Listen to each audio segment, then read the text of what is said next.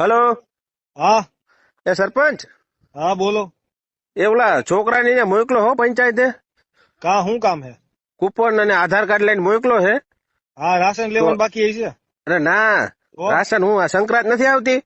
હા હા હા તો મને તલાટી મળ્યા હતા, તેને મને કીધું કે છોકરાને મોકલજો કે કૂપન ને આધાર કાર્ડ લઈ હા અને પંચાયતે મોકલજો સરપંચ પાસે ઈ કે એક સભ્ય દીઠ 5-5 પતંગો આપે છે ઈ કે. હે શું આપે? સભ્ય દીઠ 5-5 પતંગો, અમારી 4 જણાની સભ્ય છે ને.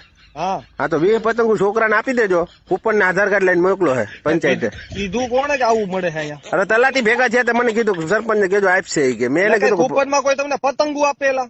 એટલે ભાઈ આપે જ ને, કાન આપે, અત્યારે સરકાર બધું આપે છે. એટલે તમે હાલી નીકળ્યા હો ગામમાં, હવે અત્યારે હું કઈ બોલતો નથી એટલે તમે ઊંધું દરેક બાફા મંડો હો બધું.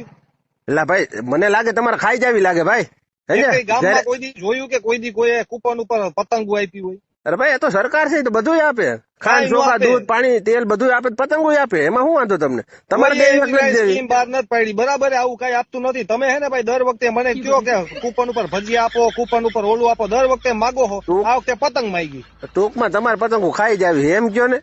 એ જે હોય બરાબર, તમે ફોન રાખો, કઈ નથી દેવાનું. ના ના, તો એક કામ કરો, તમારા પૈસા આપી દ્યો. હું શું કામ આપું? એટલે તો આ તો સરકાર ના દે તો તમે આપો. અરે સરકાર દે કે નો દે, પણ અમે કઈ પતંગો દેવા બેઠા? તમે વાત તો જો કરો. હા હવે ગધેડા તાવ આવે એવી. આપો ગધેડા. હલો. હા